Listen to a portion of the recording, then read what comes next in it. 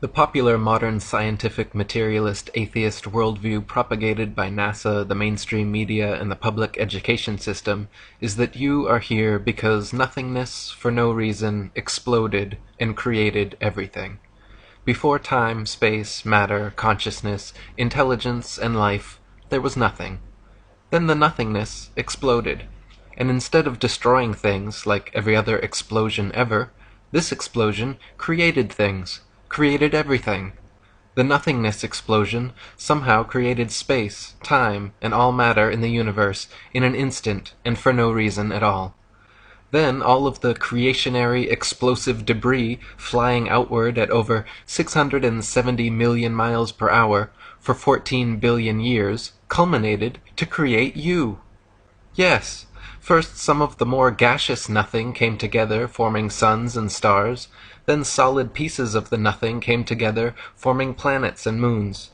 Then the nothing turned hydrogen and oxygen came together, forming water on the nothing planet Earth, out of which single-celled living organisms magically appeared, got to work dividing and multiplying into multi-celled conscious organisms, which multiplied and divided and mutated into various forms of sea life, which adapted and evolved and crawled onto land, replacing gills with lungs, lost tails, grew opposable thumbs, and started grasping at straws like this ridiculous nihilistic notion of Big Bang evolution. This anti-God materialist theory of evolution has been staunchly protected by the infallibility of science for over 150 years, but in actual fact, just as science has failed to find one true, valid proof that Earth is a ball spinning around the sun, scientists have failed to discover a single piece of evidence that the material world is a product of blind chance evolution.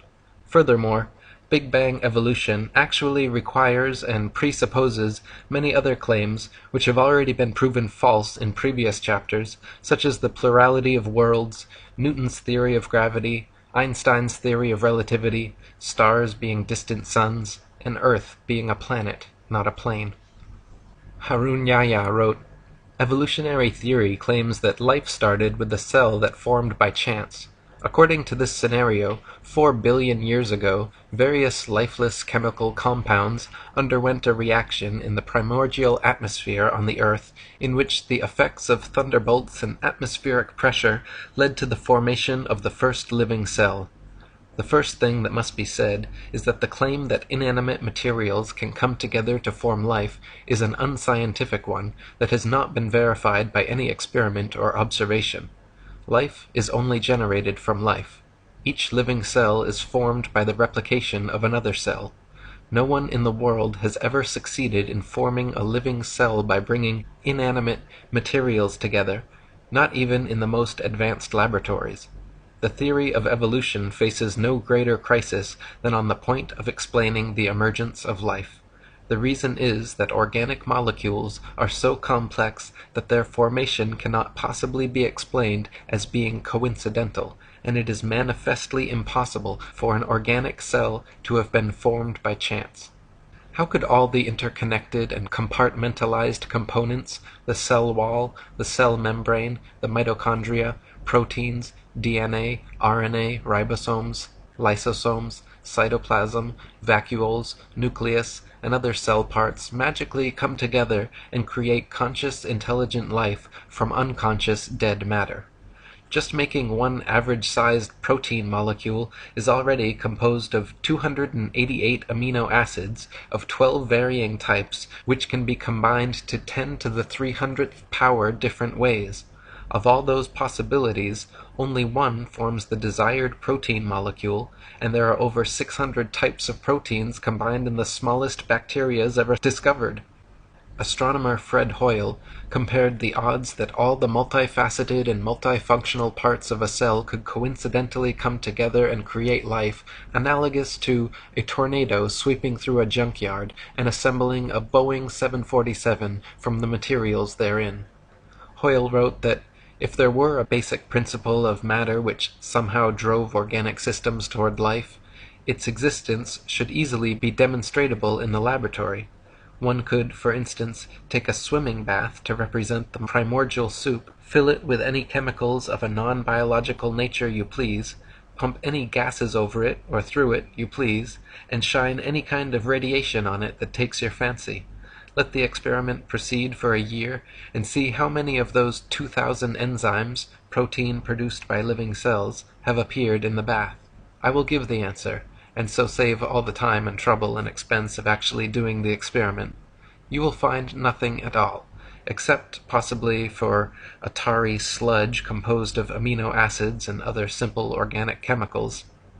Even if scientists placed all the chemical substances necessary for life in a tank, applied to them any processes of their choice, and waited for billions of years, not a single living cell could or would ever form. Astrobiologist Chandra Wickraman Singh wrote, "The likelihood of the spontaneous formation of life from inanimate matter is 1 to a number with 40,000 zeros after it. It is big enough to bury Darwin and the whole theory of evolution. The beginnings of life were not random. They must have been the product of purposeful intelligence. From my earliest training as a scientist, I was very strongly brainwashed to believe that science cannot be consistent with any kind of deliberate creation. That notion has had to be painfully shed. At the moment, I can't find any rational argument to knock down the view which argues for conversion to God. We used to have an open mind. Now we realize that the only logical answer to life is creation, and not accidental random shuffling." Harun Yahya wrote, "Scientific proofs from such branches of science as paleontology, microbiology, and anatomy reveal evolution to be a bankrupt theory. It has been stressed that evolution is incompatible with scientific discoveries, reason, and logic. Those who believe in the theory of evolution think that a few atoms and molecules thrown into a huge vat could produce thinking, reasoning professors, university students, scientists, artists, antelopes, lemon trees, and carnations. Moreover, the scientists and professors who believe in this nonsense are educated people. That is why it is quite justifiable to speak of the theory of evolution as the most potent spell in history. Never before has any other belief or idea so taken away people's powers of reason, refused to allow them to think intelligently and logically, and hidden the truth from them as if they had been blindfolded. Consciousness, life, the beautiful diversity, complexity, and interconnectedness of nature and the universe simply could not be the result of some random coincidental physical phenomenon. If the likelihood of life forming from inanimate matter is 1 to the 10 to the 40,000th power, then those are precisely the magnificent odds against which the universe could be unintelligently designed. Even the simple formation of DNA and RNA molecules are similarly beyond the reach of chance to come together, equivalent to 1 times 10 to the 600th power, or 10 with 600 zeros afterwards. Such a mathematical improbability actually so closely borders the impossible that the word improbable becomes misleading. Mathematicians who regularly work with these infinitesimally small numbers say anything beyond 10 to the 50th power should be considered, for all intents and purposes, impossible. Dr. Leslie Orgel, an associate of Francis Crick, the discoverer of DNA, wrote, "It is extremely improbable that proteins and nucleic acids, both of which are structurally complex, arose spontaneously in the same place at the same time. Yet it also seems impossible to have one without the other. And so, at first glance, one might have to conclude that life could never in fact have originated by chemical means. Or as Turkish evolutionist Professor Ali Demirsoy stated, the probability of the coincidental formation of cytochrome C, just one of the essential proteins for life, is as unlikely as the possibility of a monkey writing the history of humanity on a typewriter without making any mistakes. Some metaphysical powers beyond our definition must have acted in its formation." Harun Yahya wrote, "Let us suppose that millions of years ago a cell was formed which had acquired everything necessary for life, and that it duly came to life. The theory of evolution again collapses at this point, for even if this cell had existed for a while, it would eventually have died, and after its death, nothing would have remained, and everything would have been reverted to where it had started. This is because the first living cell, lacking any genetic information, would not have been able to reproduce and start a new generation. Life would have ended with its death. The genetic system does not only consist of DNA. The following things must also exist in the same environment: enzymes to read the code on the DNA, messenger RNA to be produced after reading these codes, a ribosome to which messenger RNA will attach according to this code, transfer RNA to transfer the amino acids to the ribosome for use in production, and extremely complex enzymes to carry out numerous intermediary processes. Such an environment cannot exist anywhere apart from a totally isolated and completely controlled environment, such as the cell, where all the essential raw materials and energy resources exist. The Big Bang theory is easily proven false, as the nature of explosions is to destroy, to break things down into their constituent parts, increasing chaos and decreasing order. Explosions simply do not and cannot create things, causing disparate parts to combine into more ordered wholes, as the Big Bang theory contends. Similarly, the theory of evolution is proven false by entropy, the second law of thermodynamics. It is a fact that systems left to their own devices tend to become corrupted, disordered, and dispersed over time. All things, living or not, wear out, deteriorate, and decay. They do not spontaneously come together over time in incredibly implausible combinations, creating diverse, complex, and beautiful living forms. Thus, the theory of evolution is in direct opposition to the law of entropy. Evolution supposes things become more ordered, more structured, and more complex over time. But from rust to mold to rotting corpses, nature is everywhere at odds with such a notion. Furthermore, according to the Le Chatelier principle in chemistry, life could not have been formed in the sea as evolutionists allege anyway, since the peptide bond created by amino acid chains produces water molecules. It is not possible for such a reaction to take place in a hydrous environment. Harun Yahya wrote, "Organic matter can self-reproduce only if it exists as a fully developed cell with all its organelles in an appropriate environment where it can survive, exchange materials, and get energy from its surroundings. This means that the first cell on Earth was formed all of a sudden, together with its amazingly complex structure. What would you think if you went out hiking in the depth of a thick forest and ran across a brand new car among the trees? Would you imagine that various elements in the forest had come together by chance over millions of years and produced such a vehicle? All the parts in the car are made of products such as iron, copper, and rubber, the raw ingredients for which are all found on the earth. But would this fact lead you to think that these materials had synthesized by chance and then come together and manufactured such a car? There is no doubt that anyone with a sound mind would realize that the car was a product of an intelligent design, in other words, a factory, and wonder what it was doing there in the middle of the forest. The sudden emergence of a complex structure in a complete form, quite out of the blue, shows that this is the work of an intelligent agent. An extraordinarily complex system like the cell is no doubt created by a superior will and wisdom. In other words, it came into existence as a creation of God. Many facets of nature are far too complex, specialized, and perfect to have arisen simply due to blind chance changes over time. For example, the eye, with its various parts and mechanisms, all working together with the brain producing the sharpest, clearest 3D color images imaginable. Even the most advanced cameras and plasma screens ever produced by humans cannot provide an image as perfect in detail and clarity as our own eyes. Charles Darwin, the originator of the theory of evolution, himself admitted that the thought of the eye made him cold all over, as he knew what an impassable obstacle the eye presented for his theory. And it is the same with ears and audio equipment.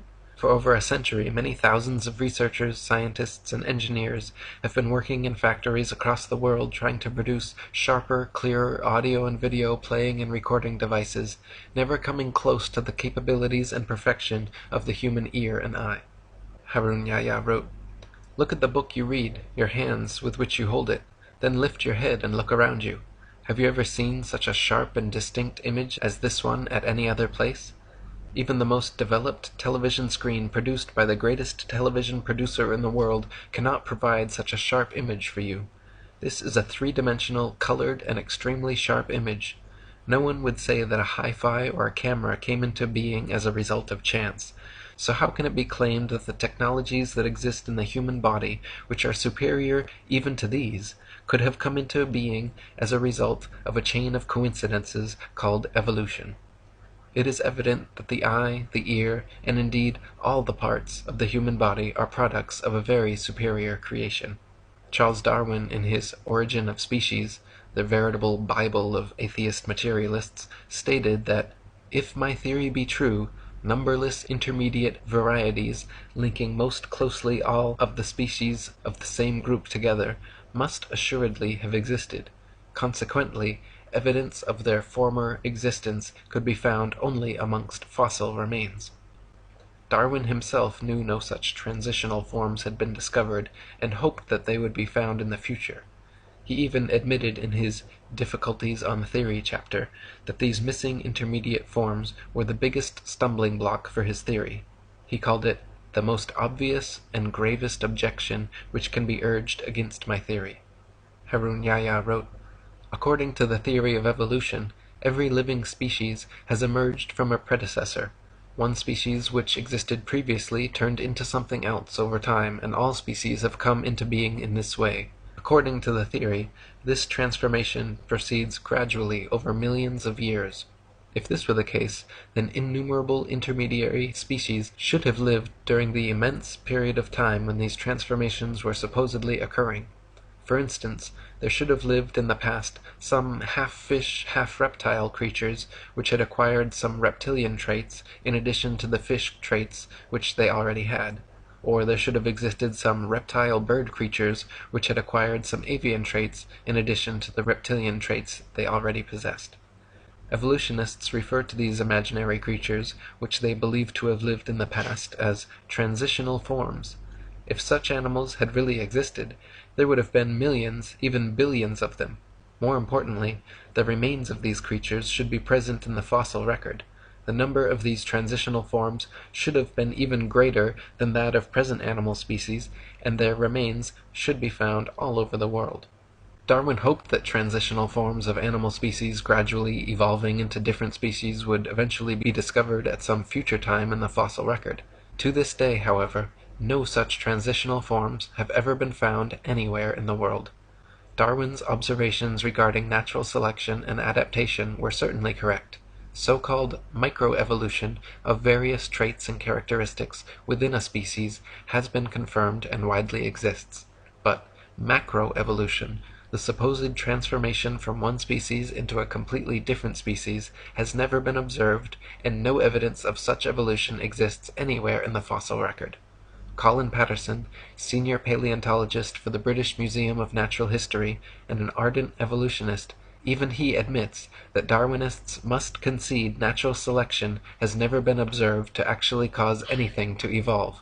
He said, "No one has ever produced a species by a mechanism of natural selection. No one has ever got near it, and most of the current argument in neo-Darwinism is about this question." Harun Yahya wrote, "Even in the most scientific books about evolution, the stage of transition from water to land, one of the unexplainable points of evolution, is given in such simplicity that they do not prove to be believable even for children. According to evolution, life began in water, and the first developed animals on Earth were fish. According to the story, one day fish species developed the ability to climb out of the water and moved on land. The theory continues that fish which chose to live on land had feet instead of fins, and lungs instead of gills. In most of the books about evolution, nobody explains why the transition occurred. Even in the most scientific sources, writers suddenly jump to conclusions like, 'and transition from water to land occurred,' without providing a satisfactory answer regarding how the process worked. Yet, how did this transformation occur? It is obvious that a fish cannot survive out of water for more than 1 or 2 minutes. If we assume that a drought really existed, as claimed by evolutionists, and fish were for some reason drawn to lands, then what would happen to fish even if this process lasts for 10 millions of years? The answer is straight. Fish leaving the water would inevitably die in a few moments. Even if this process lasted for 10 million years, the answer would still be the same. All fish would die one by one. Nobody would dare say, Maybe after 4 million years, some of the fish suddenly acquired lungs while they were trying to survive. This would no doubt be an illogical assertion. However, that is exactly what evolutionists claim. The theory of evolution supposes that life somehow originated and evolved in the sea until somehow something that had theretofore lived only underwater grew lungs and feet and started living on land. Darwinists claim fish, creatures living only underwater, turned into amphibians, creatures living on both land and water, and then amphibians evolved into reptiles, creatures living only on land. Then they propose some reptiles evolved wings and became birds, while other reptiles evolved and became mammals. None of these transitional forms have ever been found, however, nor could they realistically exist either. For example, amphibian eggs develop only in water, whereas amniotic eggs develop only on land, so some sort of gradual step-by-step evolution scenario is impossible, since without perfect, complete eggs, a species cannot survive. Reptiles, allegedly evolving into mammals, is another example of evolutionist wishful thinking. Reptiles are cold-blooded, lay eggs, do not suckle their young, have one middle ear bone, 3 mandible bones, and bodies covered in scales, whereas mammals are warm-blooded, have live births, suckle their young, have 3 middle ear bones, 1 mandible, and are covered in fur or hair. Far too many distinct differences for gradual evolution. Reptiles evolving wings is another sheer impossibility, as the structure of land-dwelling reptiles and air-dwelling birds are far too different. Engin Qurer, a Turkish evolutionist, admits the problem wings present to Darwin's theory. The common trait of the eyes and the wings is that they can only function if they are fully developed. In other words, a halfway developed eye cannot see. A bird with half-formed wings cannot fly. How these organs came into being has remained one of the mysteries of nature that needs to be enlightened. Harun Yahya wrote, "Although it is cloaked in the guise of science, the theory of evolution is nothing but a deceit defended only for the benefit of materialistic philosophy, a deceit based not on science but on brainwashing propaganda and fraud. The theory of evolution is a theory that fails from the very first step. The reason is that evolutionists are unable to explain even the formation of a single protein. Neither the laws of probability nor the laws of physics and chemistry offer any chance for the fortuitous formation of life. Does it sound logical or reasonable, when not even a single chance-formed protein can exist, that millions of such proteins combined in order to produce the cell of a living thing, and that billions of cells manage to form and then come together by chance to produce living things, and that from them generated fish, and that those that passed to land turned into reptiles, birds, and that this is how all the millions of different species on Earth were formed? They have never found a single transitional form, such as a half-fish, half-reptile, or half-reptile, half-bird, nor have they been able to prove that a protein, or even a single amino acid molecule composing a protein, could have formed under what they call primordial Earth conditions. Not even in their elaborately equipped laboratories have they succeeded in doing that. Darwin's theory is a concept that concerns not only biology, chemistry, astronomy, and metaphysics, but actually formed the basis for a new political outlook as well. Within a very short time, this new progressive political attitude was redefined as social Darwinism, and as many historians have suggested, social Darwinism became the ideological basis of fascism, communism, and eugenics. Darwin's idea of natural selection and survival of the fittest were central to the insane ideologies of many of the 20th century's worst mass murderers, including Mao, Stalin, Lenin, Trotsky, Marx, and Pol Pot. Charles Darwin himself was a blatant racist who elucidated in his book The Descent of Man how blacks and aborigines, due to their inferiority to Caucasians, would be done away with by the civilized races in time. Freemasonic records state that Charles Darwin's grandfather, Erasmus Darwin, was a philosopher, scientist, and physician who advanced ideas on evolution back in the 18th century. Before coming to Derby in 1788, Dr. Darwin had been made a mason in the famous time-immemorial lodge of Canongate Kilwinning No. 2 of Scotland. He also maintained close connections to the Jacobin Masons in France and Adam Weishaupt's Illuminati. Sir Francis Darwin and Reginald Darwin, two of his sons, were also made Masons in Tyrian Lodge No. 253 at Derby. Charles Darwin does not appear on the rolls of the lodge, but it is most likely that he, like his grandfather, his sons, and his bulldog, T.H. Huxley, was a Mason.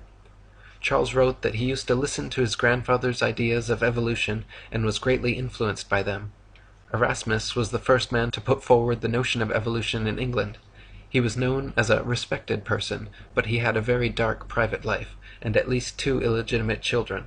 Charles himself would go on to marry his first cousin and have 3 children die due to complications from inbreeding. Harun Yahya wrote, "Masons, thinking that Darwinism could serve their goals, played a great role in its dissemination among the masses. As soon as Darwin's theory was published, a group of volunteer propagandists formed around it, the most famous of whom was Thomas Huxley, who was called Darwin's bulldog. Huxley, whose ardent advocacy of Darwinism was the single factor most responsible for its rapid acceptance, brought the world's attention to the theory of evolution in the debate at the Oxford University Museum, in which he entered into on June 30th, 1860, with the Bishop of Oxford, Samuel Wilberforce. Huxley's great dedication to spreading the idea of evolution, together with his establishment connections, is brought into further light according to the following fact. Huxley was a member of the Royal Society, one of England's most prestigious scientific institutions, and, like nearly all the other members of this institution, was a senior Mason. Other members of the Royal Society lent Darwin significant support. In short, Darwin wasn't acting alone.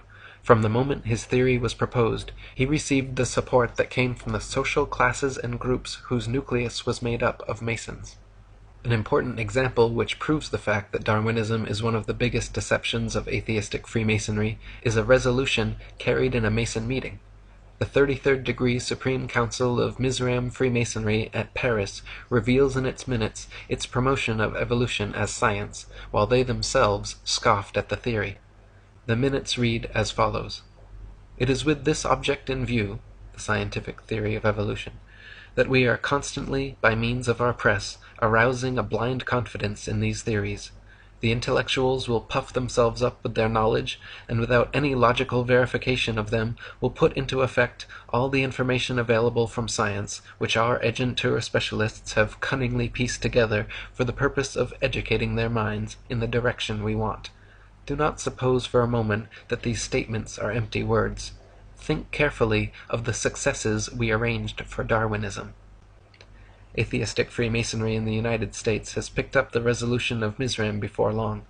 New Age magazine in its March 1922 issue stated that the kingdom of atheistic Freemasonry will be established by evolution and the development of man himself.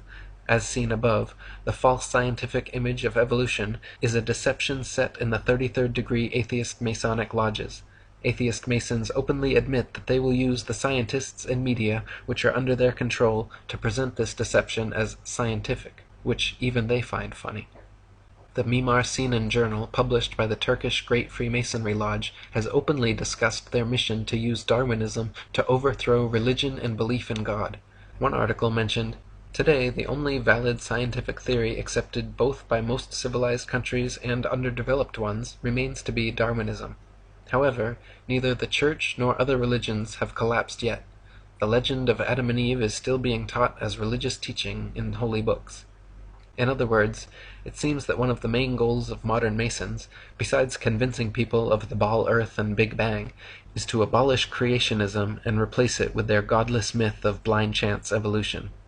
Just like Copernicus never claimed to have any new or special evidence for his heliocentric theory, Darwin never claimed to have any verifiable scientific evidence proving his evolution theory, yet here we are 150 years later, no closer to a proof of either, but with the vast majority of indoctrinated sheeple convinced they are monkey men hanging from a spinning ball. Harun Yahya wrote, "When we look at the Western media carefully, we frequently come across news dwelling on the theory of evolution. Leading media organizations and well-known and respectable magazines periodically bring this subject up. When their approach is examined, one gets the impression that this theory is an absolutely proven fact, leaving no room for discussion. Ordinary people reading this kind of news naturally start to think that the theory of evolution is a fact, as certain as any law of mathematics. They print headlines in big fonts, According to Time magazine, a new fossil that completes the gap in the fossil chain has been found. Or, nature indicates that scientists have shed light on the final issues of evolutionary theory. The finding of the last missing link of the evolution chain means nothing because there is not a single thing proven about evolution. In short, both the media and academic circles, which are at the disposal of anti-religionist power centers, maintain an entirely evolutionist view, and they impose this on society. This imposition is so effective that it has in time turned evolution into an idea that is never to be rejected. Denying evolution is seen as being contradictory to science and fundamental realities. The information we have considered throughout this book has shown us that the theory of evolution has no scientific basis, and that, on the contrary, evolutionist claims conflict with scientific facts. In other words, the force that keeps evolution alive is not science. The theory of evolution is maintained by some scientists, but behind it there is another influence at work. This other influence is materialist philosophy. Materialist philosophy is one of the oldest beliefs in the world, and assumes the existence of matter as its basic principle. According to this view, matter has always existed, and everything that exists consists of matter. This makes belief in a creator impossible, of course, because if matter has always existed, and if everything consists of matter, then there can be no supermaterial creator who created it. The fact of the matter is, evolution is, was, and always has been a foregone conclusion by people looking for any answer other than God. When you metaphysically exclude the existence of an intelligent, creative consciousness behind the creation of the material world, the only answer left is random happenstance. Everything must be the result of coincidence, chance, and circumstance, once you have excluded the possibility of a supreme intelligent creator. But no matter how diligently it is denied, the truth remains. You simply are not some cosmic accident, not the result of random happenstance, chance, or coincidence. Your eyes, your ears, your feelings, your life and consciousness are all the result of the most supremely intelligent design. My previous book, Spiritual Science, is a 284-page refutation of materialist science and philosophy, which proves far beyond any reasonable doubt that atheistic materialism is an invalid, untenable, destructive philosophy, and that consciousness and intelligence existed before and beyond all space, time, and matter. Malcolm Muggeridge, an atheist philosopher and supporter of evolution for 60 years, finally admitted before his death that I myself am convinced that the theory of evolution, especially the extent to which it's been applied, will be one of the great jokes in the history books in the future. Posterity will marvel that so very flimsy and dubious an hypothesis could be accepted with the incredible credulity that it has. Harun Yahya wrote, according to these professors, a number of simple chemical substances first came together and formed a protein, which is no more possible than a randomly scattered collection of letters coming together to form a poem. Then, other coincidences led to the emergence of other proteins. These then also combined by chance in an organized manner, not just proteins, but DNA, RNA, enzymes, hormones, and cell organelles, all of which are very complex structures within the cell, coincidentally happen to emerge and come together. As a result of these billions of coincidences, the first cell came into being. If you put a carved stone or wooden idol in front of these people and told them, look, this idol created this room and everything in it, they would say that was utterly stupid and refuse to believe it. Yet, despite that, they declare the nonsense that the unconscious process known as chance gradually brought this world and all the billions of wonderful living things in it into being, to be the greatest scientific explanation. In short, these people regard chance as a god and claim that it is intelligent, conscious, and powerful enough to create living things and all the sensitive balances in the universe. One of the first frauds in the history of Darwinism, known as recapitulation theory and heralded as undeniable proof of evolution, was an idea proposed and propagated by a racist eugenicist professor named Ernest Haeckel in the late 19th century. A contemporary and friend of Charles Darwin, and Thomas Bulldog Huxley, Haeckel postulated that human and other animal embryos experience a miniature form of the entire evolutionary impulse during their development in the womb, displaying first characteristics of fish, then reptile, and lastly mammalian or human. It has long been eliminated from scientific literature, but many people and popular sources still unknowingly quote and believe in Haeckel's fraudulent work. Several popular magazines and school textbooks, as recently as the 1990s, over a century after being exposed, were still publishing Haeckel's hoaxed pictures and recapitulation theory as science fact. Harun Yahya wrote, "It has since been proven that this theory is completely bogus. It is now known that the gills that supposedly appear in the early stages of the human embryo are in fact the initial phases of the middle ear canal, parathyroid, and thymus. The part of the embryo which was likened to the egg yolk pouch turns out to be a pouch that produces blood for the infant. The part that had been identified as a tail by Haeckel and his followers is in fact the backbone, which resembles a tail only because it takes shape before the legs do." Another interesting aspect of recapitulation was Ernest Haeckel himself, a faker who falsified his drawings in order to support the theory he advanced. Haeckel's forgeries purported to show that fish and human embryos resembled one another. When he was caught out, the only defense he offered was that other evolutionists had also committed similar offenses. Haeckel was charged with fraud by 5 professors and convicted by a university court at Jena, where he admitted that several of his drawings were forgeries, that he was merely filling in missing links where evidence was thin, and that hundreds of his contemporaries were guilty of the same charge.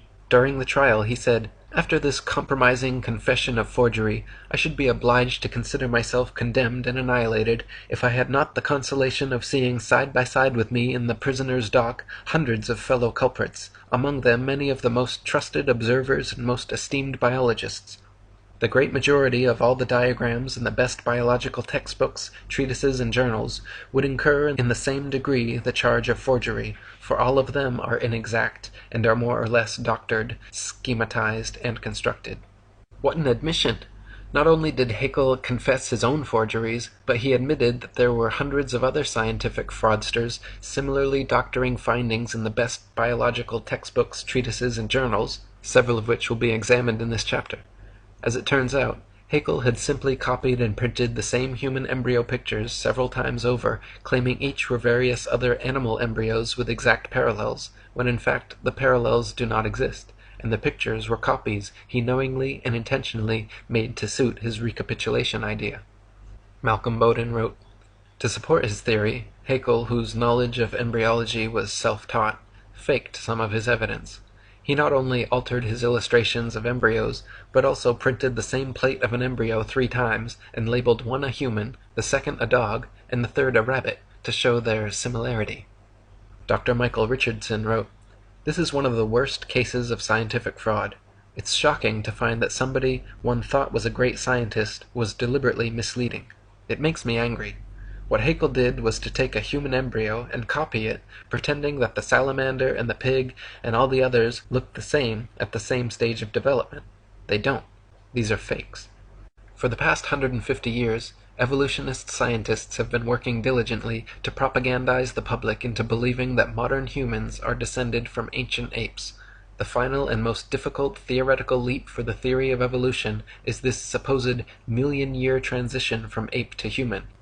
The utter impossibility of evolving abilities like bipedality, erect spinal columns, and complex linguistic skills has been debated since the theory was first presented, but such obstacles will never stop die-hard evolutionists set on discovering, or inventing, a believable monkey-man transitional species. The first of these convenient evolutionary discoveries was the Neanderthal man, found in the Neander Valley of Germany in 1856. Just in time for the release of Darwin's Origin of Species. To this day, reconstructed drawings of hairy ape-like Neanderthal men are depicted in scholarly journals and school textbooks, and claim to be a missing evolutionary link. The fact is, however, that all so-called Neanderthal remains have never been shown to be any more different from modern humans than an Asian from a Caucasian, or an Inuit from an Aborigine. Also, the skull size shows its brain was actually 13% larger than the average brain of modern man, making it impossible to be an intermediary between man and ape. Even Time magazine in 1971 proclaimed the primitiveness of Neanderthal to be unwarranted, that he could walk the street today unrecognized.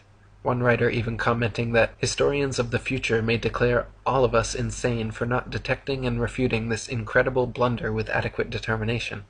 One of the main proponents pushing Neanderthal man as an authentic species nowadays is Rainer Prosch, a German professor who dated the fossils at 36,000 years old, allowing them to fit perfectly in the evolutionist timeline.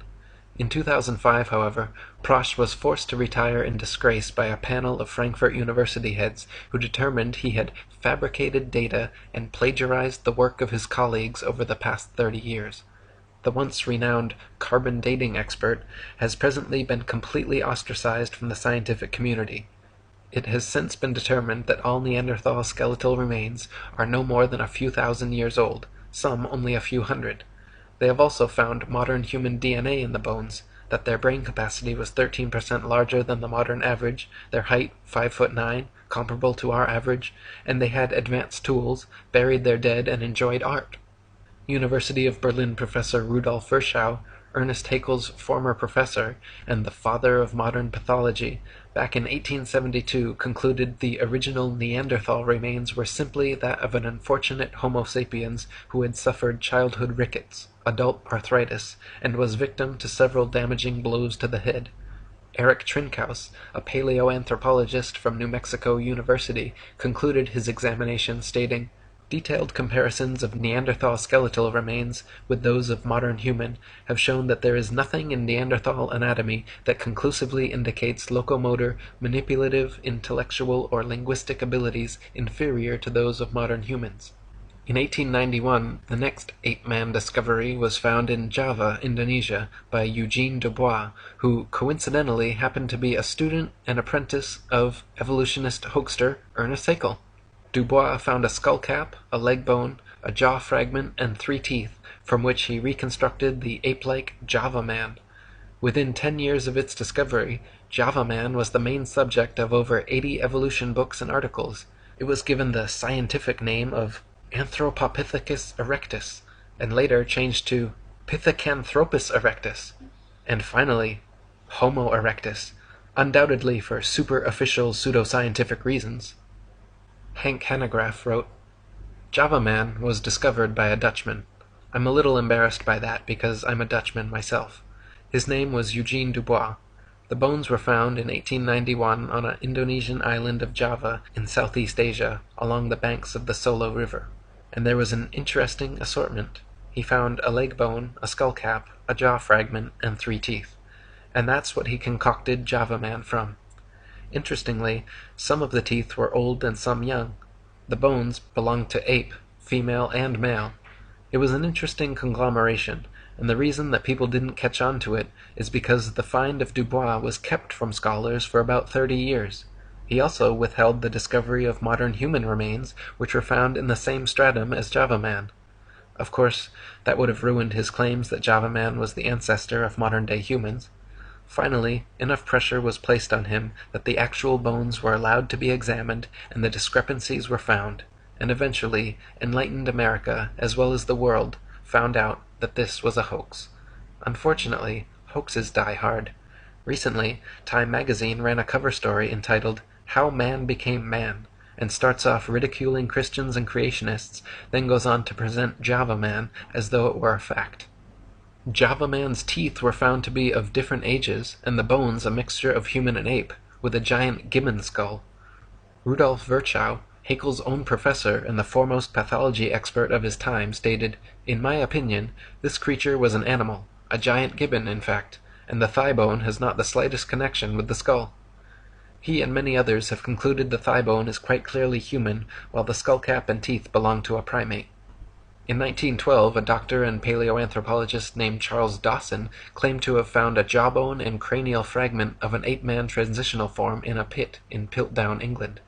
It was alleged to be 500,000 years old, and was displayed as absolute proof of human evolution in museums across the world. For the next 40 years, scores of scientific articles, artist reconstructions, and over 500 doctoral theses were written about Piltdown Man.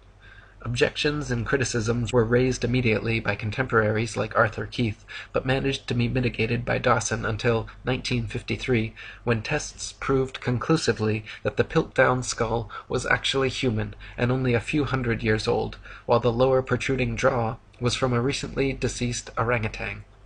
Investigators found that Dawson had artificially worn down the orangutan jaw, and that the primitive tools discovered alongside the fossils were imitations Dawson had sharpened with steel implements. Dawson also filled the molar surfaces of the teeth to more resemble those of man, and stained all the fossils with potassium dichromate to give them an antiquated appearance. The stains quickly disappeared when dipped in acid, however. Wilfrid LaGraw-Clark, a member of Joseph Weiner's team who uncovered the forgery, stated that the evidences of artificial abrasion immediately sprang to the eye. Indeed, so obvious did they seem, that it may well be asked, how was it that they had escaped notice before? Within days, Piltdown Man was removed from the British Museum, where it had been on display for 4 decades. Since conclusively being proven a hoax in 1953, many of Dawson's other paleontological finds have also proven to be fakes or planted. In 2003, Dr. Miles Russell of Bournemouth University published the results of an investigation into Dawson's antiquarian collection, concluding that at least 38 specimens were clear fakes, noting that Dawson's entire academic career appears to have been built upon deceit, sleight of hand, fraud, and deception, the ultimate gain being international recognition. The next fraudulent attempt at creating and propagating a supposed ape-man transitional form was carried out in 1922 by Henry Fairfield Osborn, co-founder of the American Eugenics Society, president of the White Supremacist Pioneer Fund, and director of the American Museum of Natural History.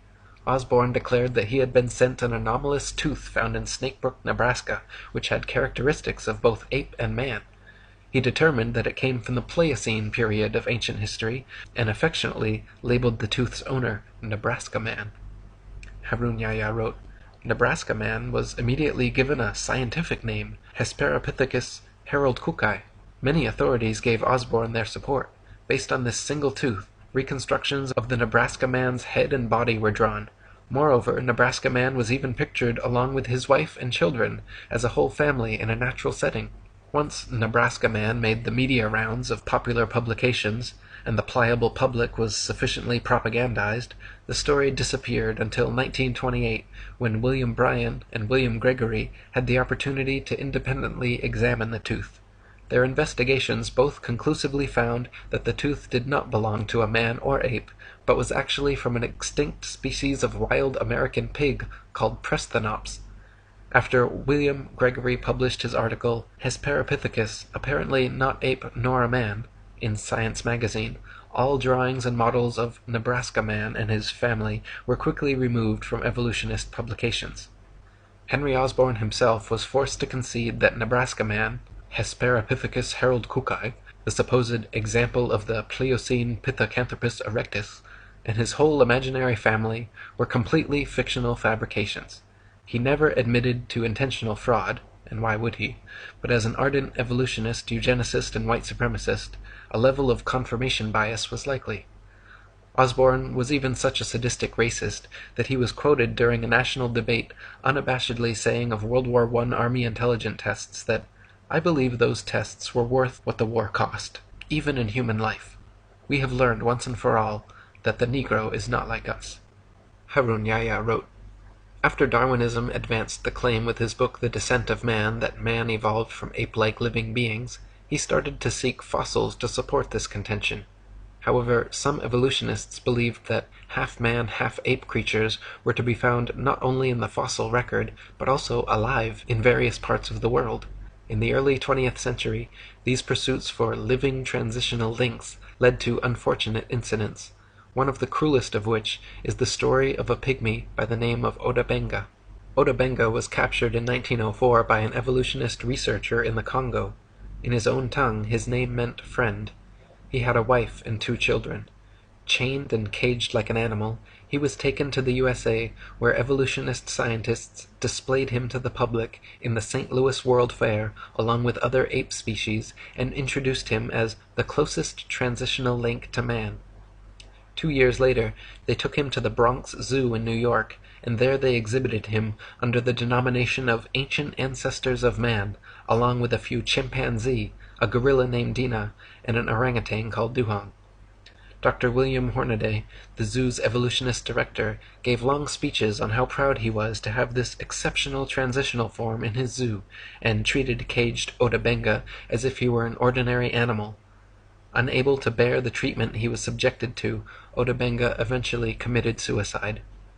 Piltdown Man, Nebraska Man, Otabenga. These scandals demonstrate that evolutionist scientists do not hesitate to employ any kind of unscientific method to prove their theories. In 1927, Davidson Black declared he had discovered 5 crushed skulls and several teeth near Beijing belonging to an ancient ape-man species now widely known as Peking Man, or Peking Man. Somewhere between 1941 and 1945, all the original bones were mysteriously lost, however, leaving only a few plaster casts left to examine. At the same site where this supposed missing link was found, there were also found the remains of 10 fully human skeletons who quarried nearby limestone, built fires, and left behind a variety of tools. Many scientists now believe the tools were used on Peking Man rather than by them. The back of the skulls were all bashed in, and in that part of the world, monkey brains are a delicacy, so it is likely that Peking Man were actually Peking apes, and they were man's meal, not man's ancient ancestor. In 1974, Donald Johanson discovered Lucy, a 3-foot-tall, supposedly 3-million-year-old Australopithecine in Ethiopia. Widely publicized as our oldest direct human ancestor, Lucy made the usual rounds of scientific magazine journals and school textbooks. Don Johanson modestly claimed that Lucy was the most important find made by anyone in the history of the entire human race, and the media heralded him a hero. He was promoted from assistant professor to receiving his own Institute for Human Biology at Berkeley. During all this time, he never allowed scientists to examine Lucy's bones until 1982, 8 years later. Since then, and as more Australopithecine skeletons have been found and examined, however, many leading evolutionists agree that Lucy is simply an extinct type of ape, similar to modern pygmy chimpanzees, and nothing more. They may have walked slightly more upright than most apes, but were not bipedal or erect, could not talk, spent most of their time on trees, and walked on all fours. Lord Solly Zuckerman and Professor Charles Oxnard did 15 years of research on Australopithecines along with a team of 5 specialists, coming to the conclusion that all the various specimens of Australopithecus they examined were only an ordinary ape genus and definitely not bipedal. The French Science and Life magazine ran the cover story in May 1999, Goodbye Lucy, writing about how Lucy, the most famous fossil of Australopithecus, was not the root of the human race and needs to be removed from our supposed family tree. However, even now in 2014, a movie named Lucy has just been released by Masonic Universal Pictures, where the Lucy ape-woman fraud is still treated as scientific fact throughout the entire movie. In 1982, a skull fragment found in the Spanish town of Ors was hailed to be the oldest fossilized human remain ever found in Eurasia. Ors Man was supposedly a 17-year-old ape-man who lived between 900,000 and 1,600,000 years ago, and was presented to the world with the usual reconstructed drawings showing a young, hairy, man-ape teenager. In 1983, however, a team of scientists from France concluded that the skull fragment was actually from a 4-month-old donkey. A 3-day scientific symposium had been scheduled so experts could examine and discuss the bone, but was immediately cancelled after the French investigation. Embarrassed Spanish officials sent out 500 letters to the would-be attendees apologizing. After more conclusive tests, the Daily Telegraph on May 14, 1984 carried the headline, "Ass Taken for Man." Later in 1984, Kamoya Kimu, in a team led by paleoanthropologist Richard Leakey, discovered Turkana Boy at Neriakatum near Lake Turkana, Kenya. Turkana Boy was proclaimed to be a preteen boy from 1.5 to 1.6 million years ago and is now regarded as the most complete early human skeleton ever found. Much like Neanderthal man, however, Turkana Boy, or Neriakatomi Homo erectus, is no different from modern man. American paleoanthropologist Alan Walker said, "I doubt the average pathologist could tell the difference between the fossil skeleton and that of a modern human." He wrote that he laughed upon first seeing it because it looked so much like a Neanderthal. Turkana Boy was bipedal, with arms and legs of human proportions, an upright skeletal structure, comparable in height, cranial size, and development rate of modern humans. Even the discovering team leader Richard Leakey stated that the difference between this specimen of Homo erectus and modern man are no more pronounced than simple racial variances. The shape of the skull, the degree of protrusion of the face, the robustness of the brows, and so on, these differences are probably no more pronounced than we see today between the separate geographical races of modern humans. Such biological variation arises when populations are geographically separated from each other for significant lengths of time. So when seen for what they really are, all the supposed ape-men discoveries and reconstructions are nothing but frauds and fantasies. Neanderthal man was just an ordinary man. Java man and Piltdown man were composed of human and ape bones. Nebraska man was actually a pig. Peking man was actually man's meal. Lucy was just a monkey. Orse man was a donkey. And Turkana Boy was just a boy. Harun Yahya wrote, Reconstruction can be explained as drawing a picture or constructing a model of a living thing based on a single bone, sometimes only a fragment, that has been unearthed. The ape-men we see in newspapers, magazines, or films are all reconstructions. The fossils that are claimed to be evidence for the human evolution scenario are in fact products of fraud. For more than 150 years, not even a single fossil to prove evolution has been found. As a matter of fact, the reconstructions, drawings or models, of the fossil remains made by the evolutionists are prepped speculatively precisely to validate the evolutionary thesis. David R. Pilbeam, an anthropologist from Harvard, stresses this fact when he says, at least in paleoanthropology, data are still so sparse that theory heavily influences interpretations. Theories have, in the past, clearly reflected our current ideologies instead of the actual data. Since people are highly affected by visual information, these reconstructions best serve the purpose of evolutionists, which is to convince people that these reconstructed creatures really existed in the past. All the many models, drawings, cartoons, mannequins, and movies made involving various ape-men are complete fiction and fabrication, because no one can actually accurately determine the outward appearance of an animal based solely on bone structure. Soft tissue, which vanishes quickly after death and is responsible for the look of one's eyes, ears, nose, lips, hair, eyebrows, skin, etc., totally depends on the imagination of the person reconstructing them. Ernest A. Houghton of Harvard University stated, to attempt to restore the soft parts is an even more hazardous undertaking. The lips, the eyes, the ears, and the nasal tip leave no clues on the underlying bony parts. You can with equal facility model on a Neanderthaloid skull the features of a chimpanzee or the lineaments of a philosopher. These alleged restorations of ancient types of man have very little if any scientific value, and are likely only to mislead the public. So put not your trust in reconstructions. There is no concrete fossil evidence to support the ape-man image which is unceasingly promulgated by the media and evolutionist academic circles. With brushes in their hands, evolutionists produce imaginary creatures. Nevertheless, the fact that these drawings correspond to no matching fossils constitutes a serious problem for them. One of the interesting methods they employ to overcome this problem is to produce the fossils they cannot find. Piltdown Man, which may be the biggest scandal in the history of science, is a typical example of this method. The current evolutionist ape-to-human transitional theory goes Australopithecus, Homo habilis, Homo erectus, Homo sapiens. Australopithecus, which means southern ape, has been proven to be nothing but an extinct ape which closely resembles many modern chimpanzees in height, arm and leg length, skull shape, teeth, mandibular structure, and many other details. Homo habilis, a hypothetical classification created in the 1960s by Turkana Boy team leader Richard Leakey, was what evolutionists deemed necessary to exist between Australopithecus and Homo erectus because the jump was far too drastic. There needed to be a species of ape-man with a larger cranial capacity that could walk upright and use tools. Serendipitously for his career, fossils unearthed in the late 1980s were deemed Homo habilis, and Leakey was regarded a scientific genius. That is, until his contemporaries Bernard Wood and C. Loring Brace determined the Homo habilis arms were too long, legs were too short, and skeletal structure too ape-like to be anything but an ape. Their fingers and toes were that of tree climbers, and their jaws and cranial capacities were comparable to modern apes.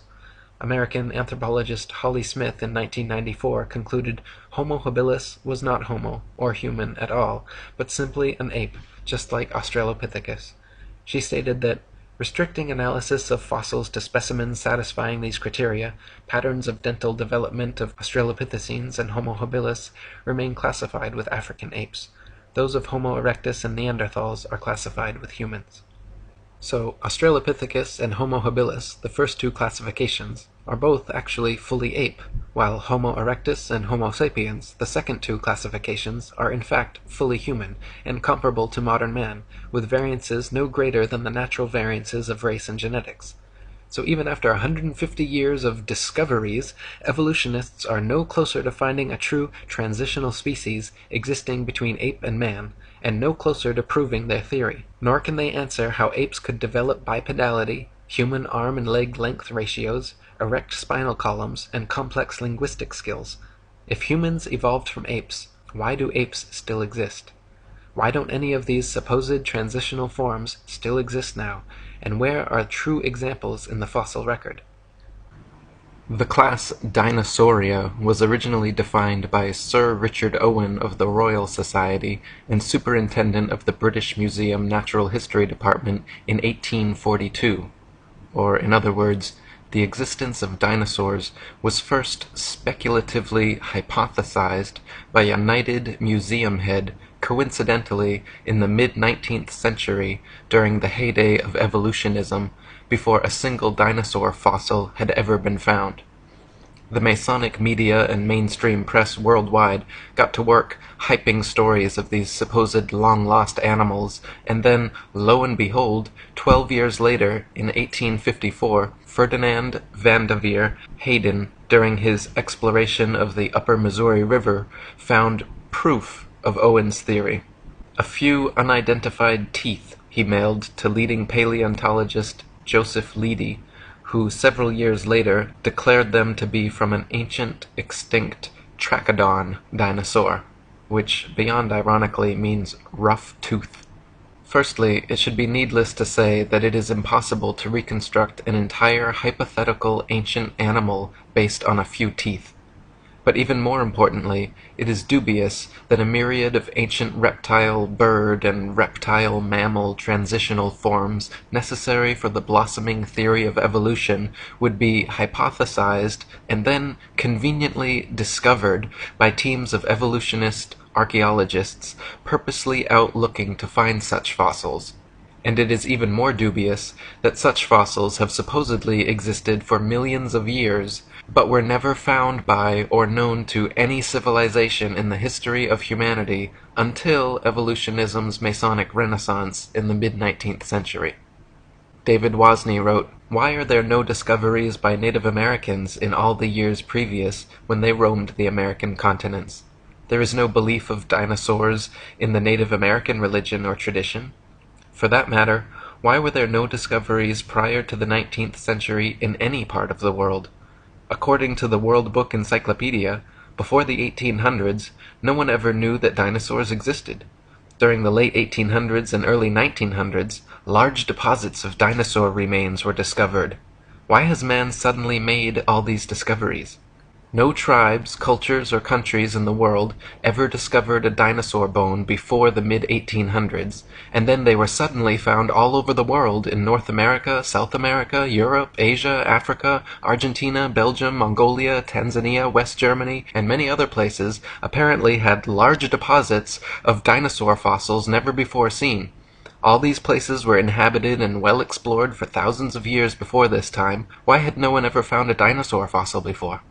According to the book The Dinosaur Project, paleontological journalist Wayne Grady claims the period following this, from around 1870 to 1880, became a period in North America where some of the most underhanded shenanigans in the history of science were conducted. In what was known as the Great Dinosaur Rush, or the Bone Wars, Edward Drinker Cope of the Academy of Natural Sciences and Othniel Marsh of the Peabody Museum of Natural History began a lifelong rivalry and passion for dinosaur hunting. They They started out as friends, but became bitter enemies during a legendary feud involving double-crossing, slander, bribery, theft, spying, and destruction of bones by both parties.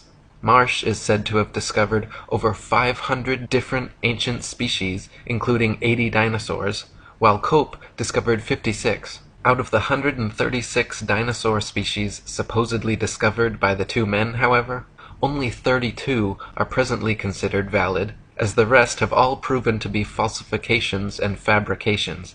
None of them once claimed to find a complete skeleton either, so all their work involved reconstructions. In fact, to this day, no complete skeleton has ever been found, and so all dinosaurs are reconstructions. David Wozni wrote, "Discoveries and excavations seem not to be made by disinterested people such as farmers, ranchers, hikers, outdoor recreationists, building construction industry basement excavators, pipeline trench diggers, and mining industry personnel, but rather by people with a vested interest such as paleontologists, scientists, university professors, and museum organization personnel who were intentionally looking for dinosaur bones or who have studied dinosaurs previously. Finds are often made during special dinosaur bone hunting trips and expeditions by these people to faraway regions already inhabited and explored. This seems highly implausible. More believable is the case of the discovery of the first original Dead Sea Scrolls in 1947, which were unintentionally discovered by a child and which were all published by 1955. In some cases of a discovery of dinosaur bones by a disinterested person, it was suggested to them by some professional in the field to look or dig in a certain area. Also very interesting to note are special areas set aside and designated as dinosaur parks, for which amateur dinosaur hunters are required to first obtain a dinosaur hunting license. Whatever destination these establishment-funded archaeologists and paleontologists set, it seemed they found incredible numbers of fossils in tiny areas.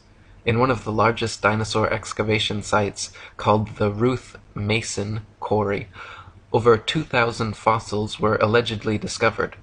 Casts and original skeletons assembled from these bones are currently on display in over 60 museums worldwide. Florentino Ameghino, head of paleontology at La Plata Museum, is amazingly responsible for 6,000 fossil species supposedly discovered throughout his career, all in Argentina. Dinosaur hunter Earl Douglas sent 350 tons of excavated dinosaur bones to the Carnegie Museum of Natural History throughout his career, all coming from the Dinosaur National Monument in Utah. During an expedition to Patagonia, Dr. Louis Chiappe and Dr. Lowell Dingus supposedly discovered thousands of dinosaur eggs at a site of only a few hundred square yards.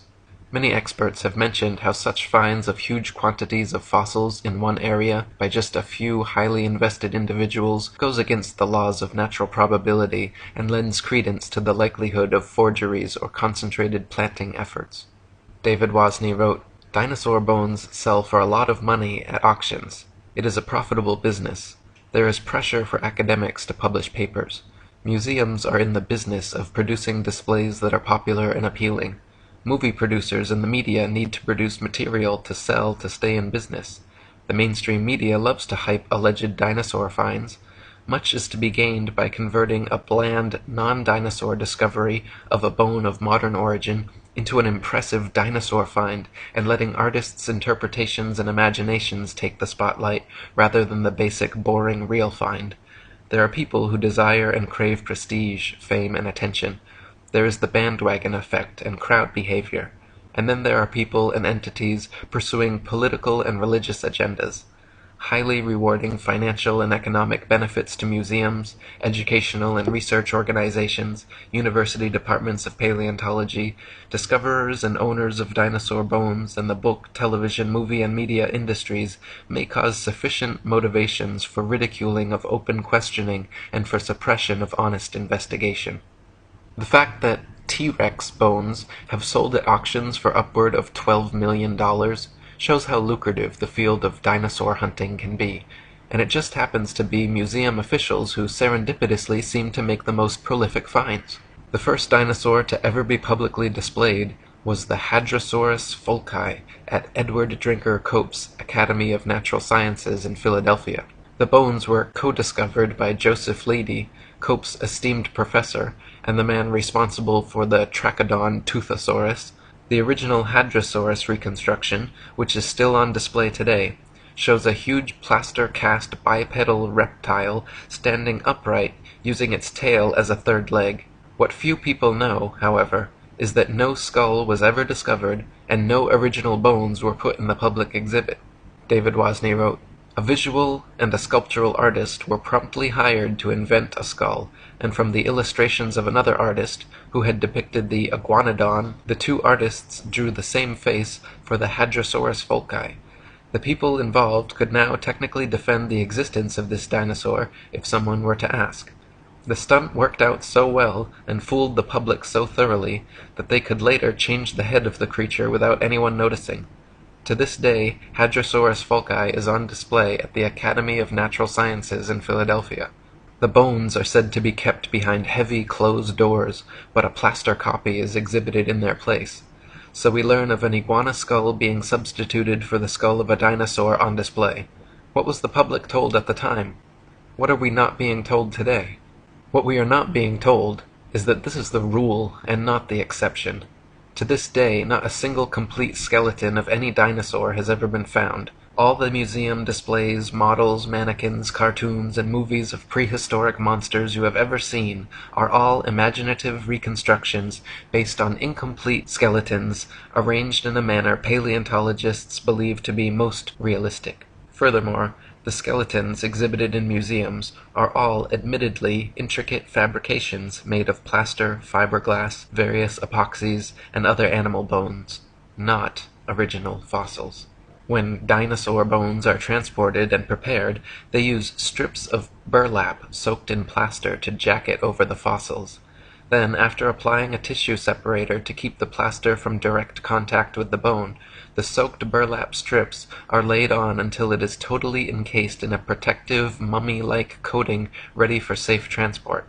In an article titled, "A Fossil's Trail from Excavation to Exhibit," one insider remarked that, through mold making and casting, we can totally fabricate limbs, ribs, vertebrae, etc. for the missing pieces of an articulated skeletal mount. Plaster, fiberglass, and epoxies are often and commonly used.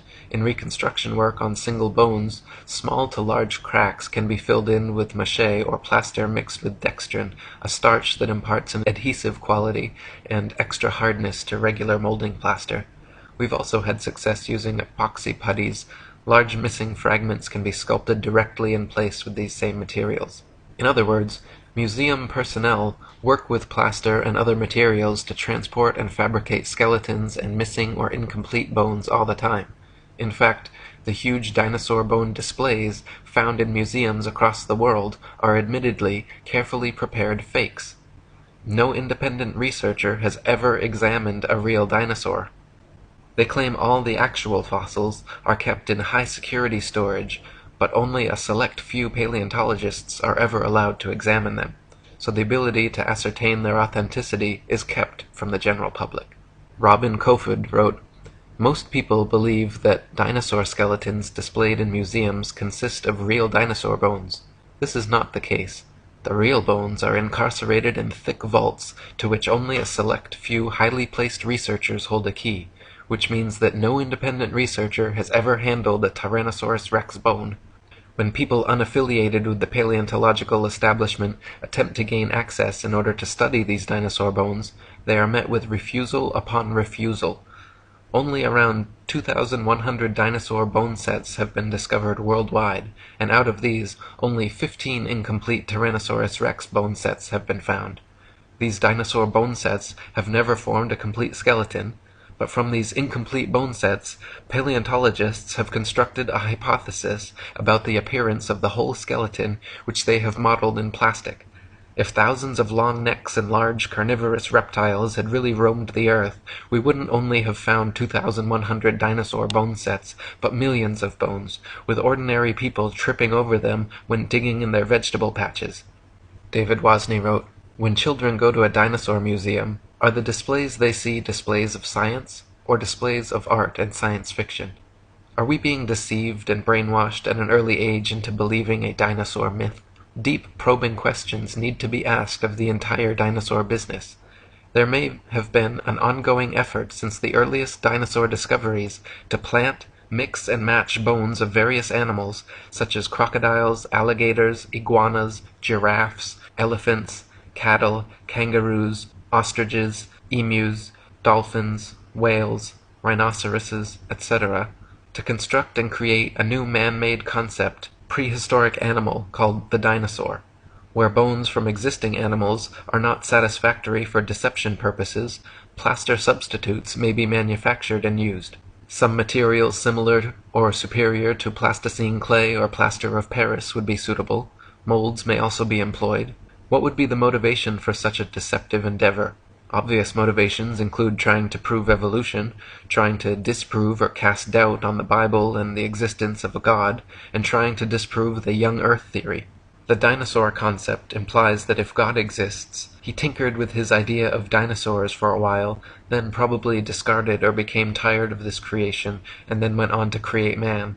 The presented dinosaur historical timeline suggests an imperfect God who came up with the idea of man as an afterthought, thus demoting the biblical idea that God created man in his own image.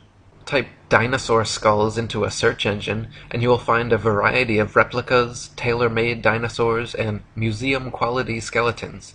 One of the largest and most renowned suppliers of fake dinosaurs is the Zigong Dino Ocean Art Company in Sichuan, China, which provides natural history museums worldwide with ultra-realistic dinosaur skeletons made from real bones. Chicken, frog, dog, cat, horse, and pig's bones are melted down, mixed with glue, resin, and plaster, then used as base material for recasting as dinosaur bones. They are even given intentional fractures and an antiquated, fossilized look to achieve the right effect. Their website boasts over 62% of our output goes to American and European markets, which means we will understand and are familiar with the intricacies and regulation of exporting to these regions. Since we are a partner of dinosaur museums, all products are made under the guidance of experts of the Chinese Academy of Sciences. We have gained a global sales network reaching the USA, Brazil, France, Poland, Russia, Germany, Saudi Arabia, South Korea, Thailand, Indonesia, exhibited in Peru, Argentina, Vancouver, Cincinnati, Chicago, and other places. As Alan Fiducia, University of North Carolina paleontology professor, wrote, I have heard there is a fake fossil factory in northeast China, in Liaoning province near the deposits where many of these recent alleged feather dinosaurs were found. Or as David Wozni wrote, the possibility exists that key dinosaur bones on display have been artificially modified through sculpture and carving. Bone sculpture is not an unknown human activity. Many cultures participate in creating man-made objects out of existing bones, totally unrecognizable from the original shape. Is the dinosaur industry a customer of this sort of business? Is it possible that dinosaur skeleton replica are secretly assembled or manufactured in private buildings out of public view, with bones artificially constructed or used from a number of different modern-day animals? Why bother having any authentic original fossils at all if alleged replicas please the public? Another problem with dinosaurs is their unnatural structural dynamics. Many dinosaur skeletons and reconstructions feature bipedal monsters like the T-Rex with a forward-leaning torso and head far larger and heavier than its counterbalancing tail. Many museum displays cannot even stand up under their own weight. It is highly unlikely that beasts this large and disproportionate could exist at all. The loads acting on their skeletons are so great that calculations indicate the bones of the largest dinosaurs would buckle and crack under their own immense weight. Experts have also pointed out that dinosaurs would have to have moved much slower than portrayed in movies to prevent sudden shocks to their skeletons. David Wozni wrote, this idea of slow-moving animals does not agree with the biomechanical analysis of dinosaurs, which indicate that the dinosaurs were agile, active creatures. This is the paradox between the dinosaur's size and lifestyle.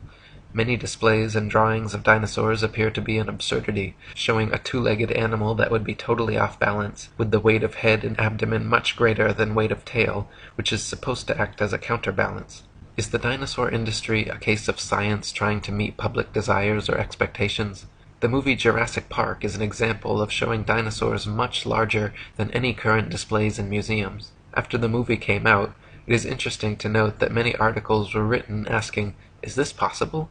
I can recall a report of dinosaur DNA being discovered preserved in amber, which later turned out to be false. Robin Kofod wrote, "Overall, several millions of dollars have been spent promoting the existence of dinosaurs through movies, TV, magazines, and comics. The world of movies and paleontology are like Siamese twins. People's view on the existence of dinosaurs is based not on firm evidence, but on Hollywood-fixated artistic impressions. Documentaries colorfully illustrate each dinosaur's characteristics, like colors, weight, and muscle mass, but Don Lessam, advisor for Jurassic Park, admits that this is pure guesswork. Consider, for instance, the question of how much these dinosaurs weigh.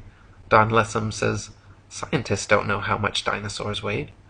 Dinosaurs are presented to the public with colorful artistic reconstructions, drawings, models, mannequins, gigantic skeletons in museums, cartoons and movies showing these beasts in explicit detail, but the fact is, from the assigning and arrangement of bones in each species, to the impossible to discern soft tissue, skin, eyes, noses, color, hairiness, texture, etc., just like the many supposed ape-man species, all dinosaur reconstructions are 100% fictional fabrications created by invested and inventive evolutionists. They purposely present dinosaurs to children in the media to spark and bias their young imaginations toward their machinations.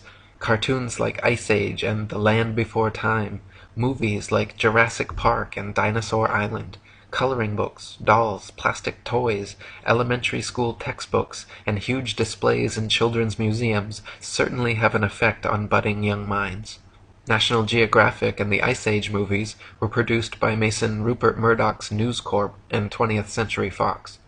The Masonic production company Universal Studios created Jurassic Park and The Land Before Time.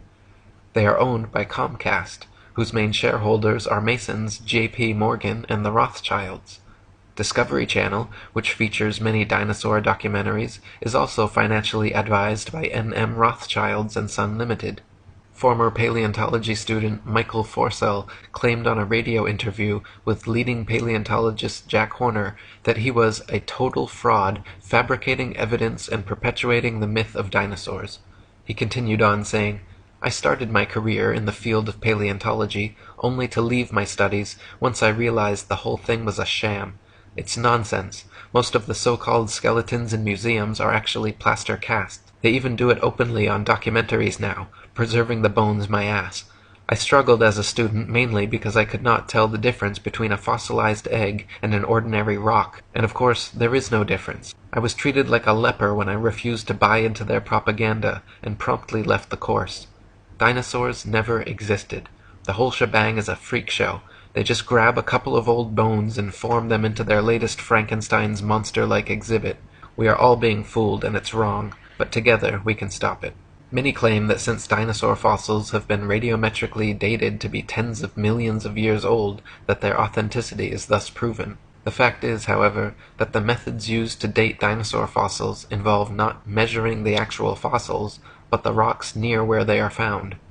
Most fossils are found near the surface of the Earth, and if a modern-day animal were to die in the area, paleontologists would be likely to date them the same age. Dr. Margaret Helder, in her book Completing the Picture, a handbook on museums and interpretive centers dealing with fossils, she writes, "Scientists used to be very impressed with the potential of radiometric for coming up with absolutely reliable ages of some kinds of rocks. They do not feel that way anymore.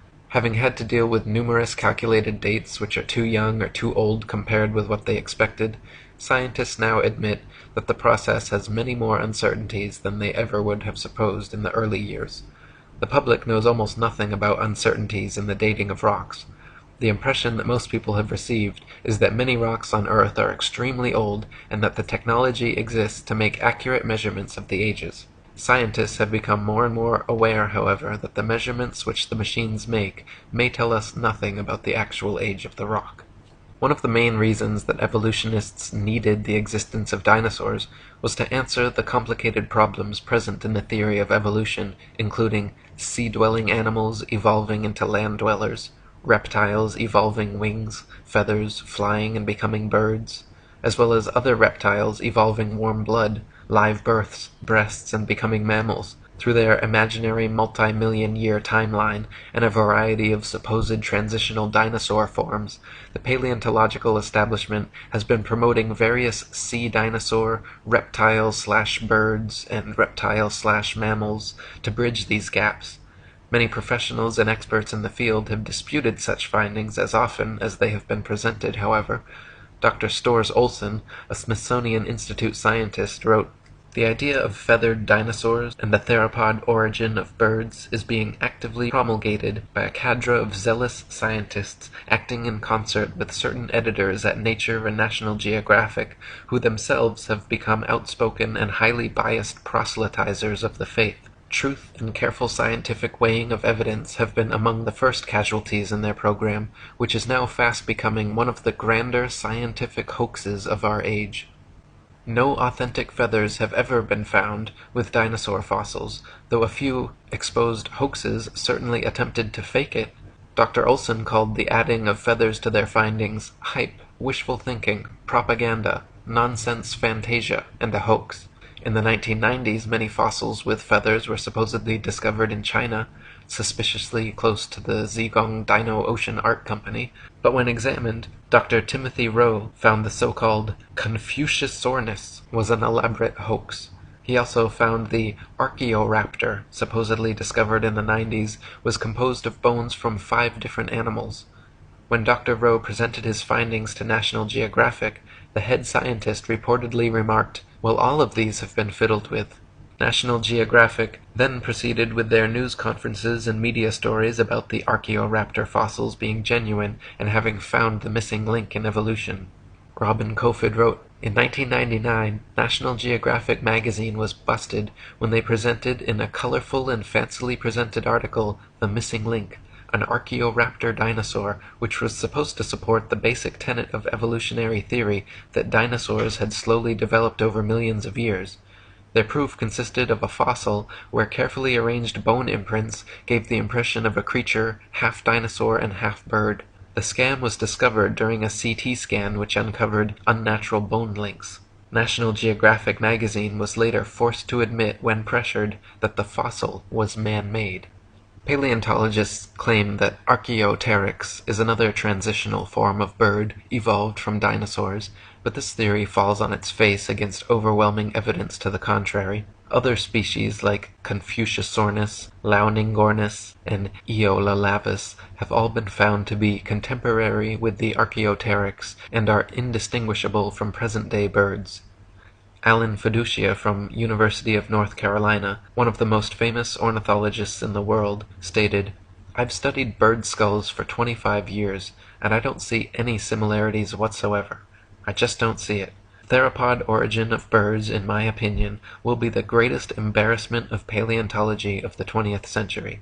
Larry Martin from the University of Kansas, a paleo-ornithologist, says, "To tell you the truth, if I had to support the dinosaur origin of birds with those characters, I'd be embarrassed every time I had to get up and talk about it."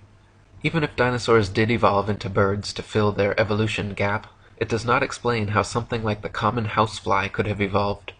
Flies flap their wings simultaneously 500 times per second. Even the slightest dissonance in vibration would cause them to lose balance and fall. But this never happens. How could they evolve such an amazing and specialized ability? Why were dinosaurs never discovered before the evolutionist renaissance in the mid-19th century? Why do paleontologists think they can reconstruct an entire species of ancient animal from a few teeth? Why have so many dinosaur discoveries turned out to be hoaxes? Why are all authentic dinosaur fossils kept under tight lock and key away from any independent analysis? Why has erosion and weathering not destroyed all these supposed prints and fossils that are allegedly millions of years old? If dinosaurs were supposedly wiped out by a meteor impact or other such catastrophe, why is it that all the other various animal species that exist today were not similarly wiped out? There are many more questions which need to be answered before anyone in their right mind should consider the existence of dinosaurs anything but a convenient evolutionist myth. Robin Kofod wrote, "The paleontological establishment can control which hypotheses will be constructed through textbooks and the curriculum. In this way, students are brainwashed into a pseudo-reality controlled by text material and the teacher's authority. A short practical example. A random dental bone is found at an excavation site, and from this dental bone the rest of the skeleton is guessed at. We are not kidding about this. The entire dinosaurian field of the paleontological program is a sham."